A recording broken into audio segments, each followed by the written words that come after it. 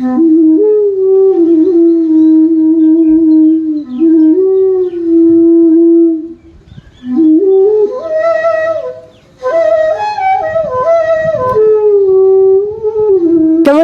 भारत मेरे साथ चैनल पे आप सभी का स्वागत है। जैसा कि आप जानते हैं कि हम अपनी सही क्या है की सीरीज में हर बार आपको भारत की ऐसी धरोहर दिखाते हैं जिसके बारे में बहुत कम लोग जानते हैं। हम पॉपुलैरिटी के पीछे ना भागकर आपको एक ऐसा इतिहास लेके आते हैं आपके सामने जो वाकई में जिसे देखकर आपको ये लगेगा कि ये इतिहास जो है वो अपने देश का इतिहास है और आपको अपने देश के इतिहास पर गर्व होगा। हम लोग इस समय पे है भोमिया जी के मंदिर, जिन्हें हम नरसिंह बाबा के नाम से जानते हैं।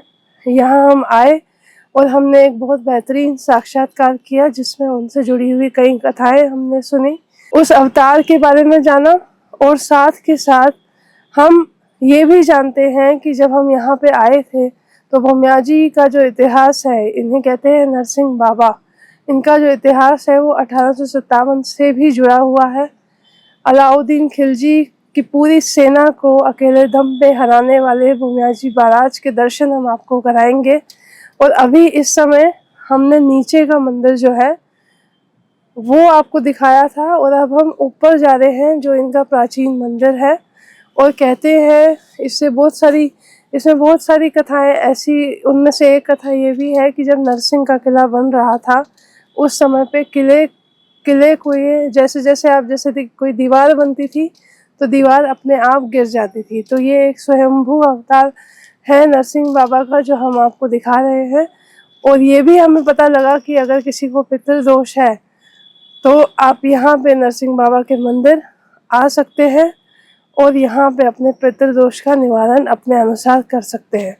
तो देखते रहिए भारत मेरे साथ और सही क्या है कि ये सीरीज जिसमें हम अपने सनातन, अपने धर्म, अपनी संस्कृति से जुड़े कई सारे एपिसोड्स, कई सारे अवतार, कई सारे मंदिर, कई सारी धरोहर आपके सामने लेके आते हैं। बहुत बहुत धन्यवाद। अभी थोड़ी देर में हम ऊपर जाएंगे और भोमिया जी महाराज का प्राचीन मंदिर जो है उसे आपको दिखाएंगे। नमस्कार, भारत मेरे साथ चैनल पे आप सभी का स्वागत है। हम हैं इस वक्त राजस्थान में और नरसिंह बाबा के मंदिर में, जिन्हें हम भोमिया जी के नाम से भी जानते हैं। और राजस्थान में ऐसी संस्कृति है कि यहाँ पे जो है बहुत सारे कुल देवता है जिनके मंदिर प्राचीन है और कई सारे अखाड़े द्वारा जो है वो मंदिरों का निर्माण हुआ है। और इस समय हम लोग यहाँ पे हैं नरसिंह बाबा ऊर्जा स्थान आमागढ़ में। स्थान कहाँ? आमागढ़ में। आमागढ़ वहाँ है। ये जयपुर से कितना दूर है? ये जयपुर से 8 किलोमीटर 10 किलोमीटर के लगभग है। अच्छा, तो मैं पहले आपका थोड़ा सा परिचय चाहूंगी कि आपका नाम? दादीच वंशज हूँ, आचार्य परिवार से हूँ जी। आप राजस्थान से? हाँ। अच्छा, मैं भोमिया जी के बारे में जानना चाहती थी कि इनका इतिहास क्या है, लेकिन मेरा जो है जानने का एक भारत के समस्त भूमिया जी, भारत के समस्त भूमिया विष्णु के शेषावतारों में आते हैं और भूमिया वो होता है जो रणभूमि में धड़ से गर्दन अलग हो जाए और हाथ से हथियार नहीं छूटे और फिर भी लड़ता रहे। किसी योद्धा के टोकने पर वो यथा स्थिति पे रुक जाए, वो भूमिया होते हैं। भूमिया परोपकार के लिए शरीर जो है बलिदान देते हैं और परोपकार की स्थिति में ही परोपकार करते हैं। आज भी भोमिया जी महाराज जो नारसिंह जी हैं वो जनता का परोपकार करते हैं और किसी भी प्रकार की आपदा वो दूर करते हैं। भारत के जितने भी छाने बोपे हैं जो टोटके करने वाले हैं, जैसे कहते हैं साहब कोई धंधा बंधा दिया, कोई क्या कर दिया, किसी के पितृदोष है, वो नारसिंह महाराज के आने से उसका पितृदोष, उसके किसी भी प्रकार के बंधन, देवताओं के बंधन, ये सब छूट जाते हैं। अच्छा। ये सब छूट जाते हैं। हम शिव का कहते हैं कि एक सरल स्वभाव है भोलेनाथ है, तो इनका जो स्वभाव मैं समझना चाहती थी कि कितना आप इनका लोगों स्वभाव तामस स्वभाव है। तामस है। हाँ, क्षत्रिय वंशज है। नारसिंह बाबा क्षत्रिय वंशज है, इनका स्वभाव तामस है। और आज भी यानी करुणा निदान भी हैं और तामस भी हैं। इतिहास में जैसे इतिहास में हम पढ़ते हैं तो 1857 के युद्ध में भी जो हाँ। है इनका एक बहुत बड़ा योगदान रहा है। हाँ, मैं वो योगदान भी आपसे जानना चाहूंगी कि क्या था वो। अब उस योगदान के लिए तो क्या है कि मुझे इतना ज्ञान नहीं है। वैसे मेरे ज्ञान के अनुसार मैंने आपको बताया, वो दूंगा कागज जो आप देखना। बाकी और ये इनकी स्थिति जो मैं देख रहा हूँ वो आज भी ऐसी है कि बाबा के यहाँ 7 रविवार में जो है ना आदमी की मनोकामनाएं पूर्ण हो जाती। 7 रविवार आने अच्छा। आवे, अपने भाव से बाबा को दर्शन करें, अपनी यथाशक्ति, इनको और भी नहीं तो बाम्बी में दूध चढ़ावे और दीपक जला दे और अपने दुख की अर्ज करें तो ये मनोकामना पूर्ण करते हैं। अच्छा। हाँ, तो ये कब दूध चढ़ाने का? ये रविवार को विशेष है। और वैसे पितृदोष के लिए 14 और मावस फिक्स है। अच्छा। पितृदोष के लिए जो है 14 और मावस फिक्स है। जैसे भारत जयपुर शहर के जो भी लोग बाग हैं अक्सर कर पितृदोष निवारण के लिए वो जो पितरों का रात जगाते हैं, वो रात जगाने से पहले अपने को बाबा को निमंत्रण दे के जाते हैं।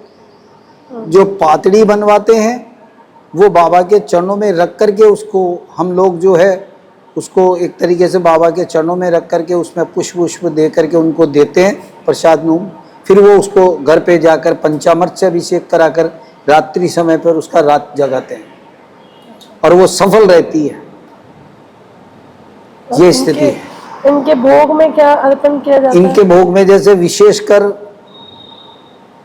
सभी लगाते हैं, पर जैसे खीर है, चूरमा है, चूरमा बाटी है कि दाल बाटी है, खुशबू का इत्र है, कलाकंद है, मिश्री मावा जिसको अपन कहते हैं। यानी इनको भोग में रमणीक चीज, अमणिया जिसको कहते हैं, उजली चीजों का भोग इनको लगता है। और ये तामस देवों की गिनती में आते हैं, इसलिए इनके साथ जो रहते हैं उनको चाहिए के लिए, कि उनको चाहने के लिए इनके मदिरा का भी भोग लगता है और पशु बलि भी होती है। मगर यहाँ ये मुख्य बाबा का स्थान है, इसलिए यहाँ पे आज तक पशु बलि नहीं हुई। इनका एक स्थान नीचे पहाड़ी पर भी है, छोर पर, वहाँ भी होती थी। मगर कुछ समय पहले मेनका गांधी जी जिस टाइम मंत्री थे उस टाइम पशु वध बंद कर दिया, उसके बाद से बंद हो गई। अब क्या नाम से विशेषकर ये प्रसाद चढ़ता है। बाकी हम लोग बाबा के ऐसी बलि वली का या किसी प्रकार का वो सब नहीं प्रसाद नहीं चढ़ाते हैं। हम उजला प्रसाद चढ़ाते हैं, बाबा को रोजाना प्रसाद लगाते हैं, भोग लगाते हैं। जैसी हमारी व्यवस्थाएं बनती है उस आधार पर कभी चावल दाल फुल्की, कभी लड्डू, ऐसे जो है हम बाबा को भोग लगाते हैं। ऐसा होता है कि पूरे वर्ष में जैसे कई जैसे अवतार होते हैं ईश्वर के, या ऐसे अवतार जो होते हैं वो कभी विराट स्वरूप लेते हैं या कभी कुछ स्वरूप लेते हैं। हाँ, इनका कोई ऐसा कोई स्वरूप लेने का नहीं है। इनका स्वरूप लेने का नहीं है। इनका तो एक ही बार स्वरूप हुआ। कहते हैं नारी जायो नारसिंह और अंजनी जायो हनुमान और भूमिया जाया गांव का, ये तीनों ही बलवान। ये पोजीशन है। तो ये तो एक ही बार जो ले लिया, रूप जो ले लिया, उसके पश्चात नहीं। मैंने आपको भी बताया कि भारत के समस्त भूमिया विष्णु के शेषा अवतारों में आते हैं। दिल्ली में भी भूमिया हैं, ऐसी बात नहीं है। दिल्ली में भी आपको, मैं भी भूमियाओं पर चिंतन में लगा हुआ हूँ।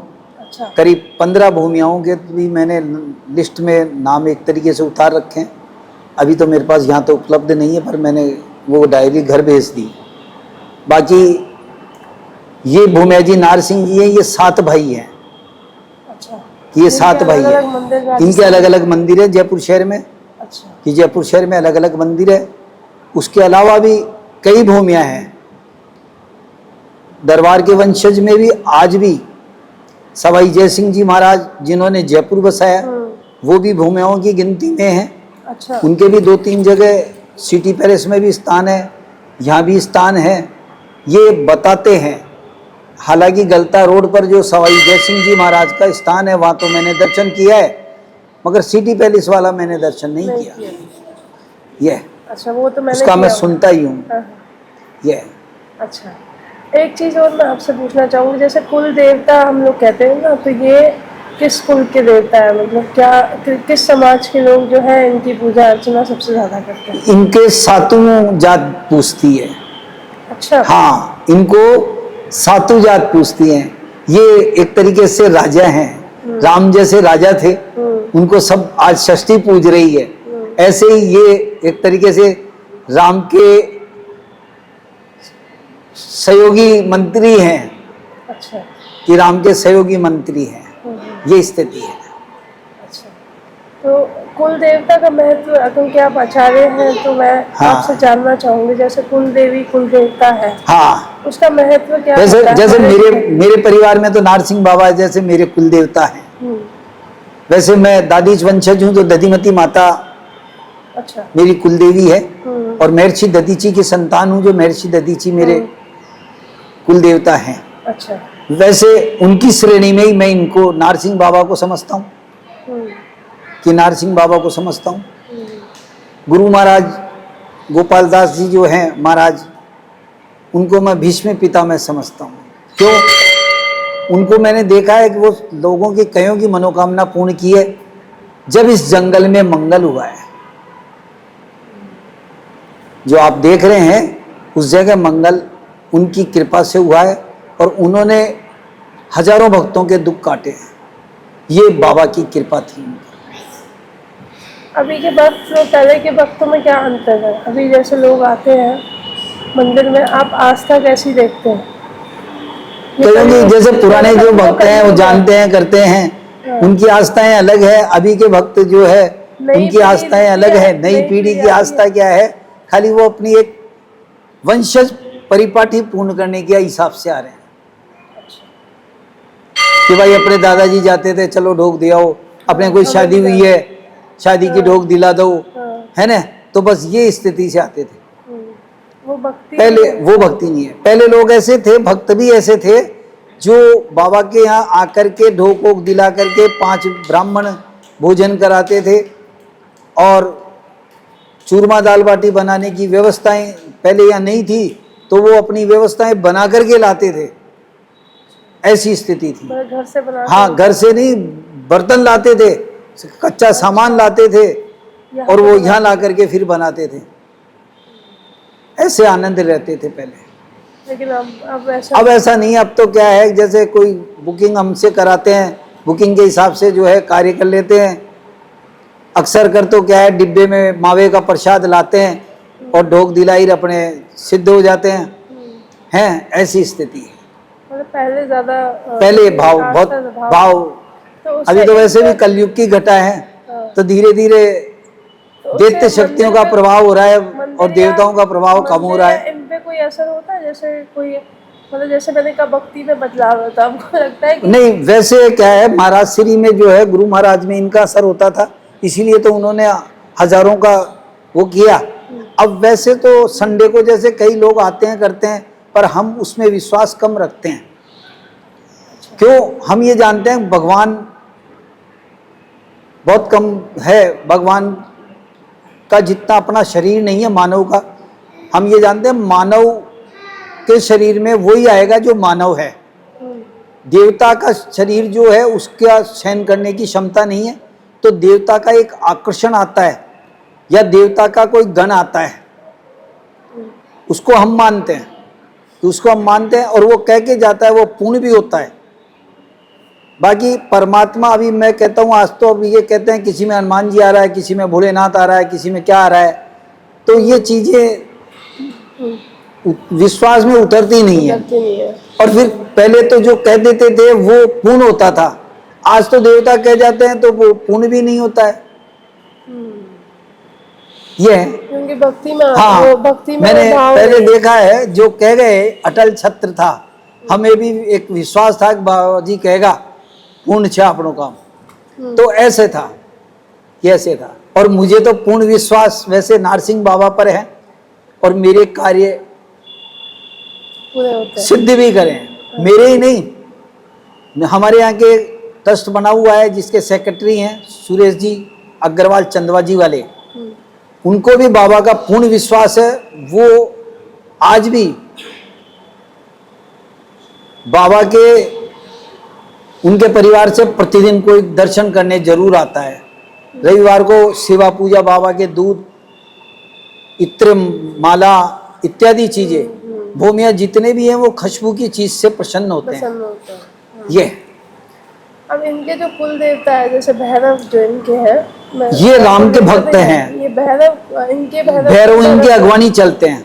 अच्छा। भैरव भूमिया के अगवानी चलते हैं, और एक सेना की तरह होता है। हाँ, माँ के भक्त हैं ये वैसे। इनकी शक्ति। कुलदेवी जो है माँ है जगदम्बा, जगदम्बा। उसके पश्चात ये राम भक्त हैं। अच्छा। हाँ, श्याम जी खाटू कृष्ण भक्त हैं। ये अवतार अभी तक तो दो ही हुए, राम और कृष्ण। राम और कृष्ण, वही पक्ष है, कृष्ण पक्ष और शुक्ल पक्ष। वंश भी वही है, सूर्यवंश और चंद्रवंश, है ना। तो ये स्थिति है।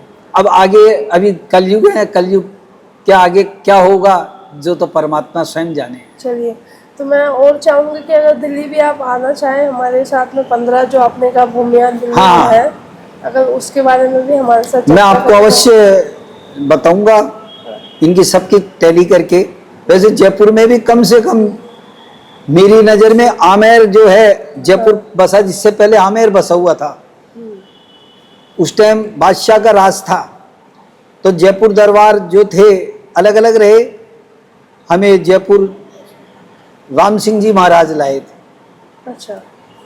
कि राम सिंह जी महाराज जयपुर लाए थे, नहीं है, मेरे वंशज सब उदयपुर आचार्य पीपली के हैं, कि आचार्य पीपली के हैं उदयपुर के, और वहीं दरबार के यहाँ करते थे सेवा पे। कथा में भी थे, कि कथा में भी थे, सेवा में भी थे, क्यों पहले था ही यही, और जागीरी से अपना काम करते थे। आज भी दरबार की दी हुई मेरे पास जो है, अब तो भाइयों में बांट हो गए, बाकी 10 बीघा जमीन आज भी है। बाप रे, अच्छा। वो जागीरदारी की है, वाह। जो जागीरदारी की है। पहले मेरे दादाजी के टाइम बताते हैं 8 गांव की जागीरदारी लड़ती थी, 8 गांव की। हाँ, और जब जयपुर दरबार मान सिंह जी जिला प्रमुख बने, उस टाइम पर उन्होंने सबसे पहले सेटलमेंट बनाया, तो मेरे बड़े बड़े ताऊजी सेटलमेंट में गए। मान सिंह जी ने कहा जो लोकतंत्र स्थापित हो रहा है, तो जो अंडर है वो चाहो वो अंडर रह जाओ, जो गवर्नमेंट में जाओ वो चाहो जो गवर्नमेंट में चले जाओ। तो मेरे ताऊजी जो है वो गवर्नमेंट में गए, और उन्होंने वहीं से रिटायरमेंट रहे, 3000 रुपये समथिंग रिटायरमेंट का उन्होंने लिया। उस टाइम ये स्थिति थी, ये स्थिति थी। मतलब राजस्थान का इतिहास बड़ा रोचक, बहुत रोचक है। 8 से 9 गाँव। हाँ, और ये ये जयपुर कितने कहते गाँव हैं कि राजा जी के खासा नौकर भूखा ही मरते हैं, और 3.5 की तनख्वाह पाके फिर भी 3 निखरते हैं, यानी वो आटा नहीं खर्च करते थे। ये स्थिति थी। चलिए ठीक है। ऐसी कहावत है। अरे वाह, चलिए ठीक है, तो धन्यवाद। देखते रहिए सही क्या है का। धन्यवाद आचार्य जी, आपका भी। देखते रहिए भारत मेरे साथ और सही क्या है के अन्य एपिसोड। धन्यवाद।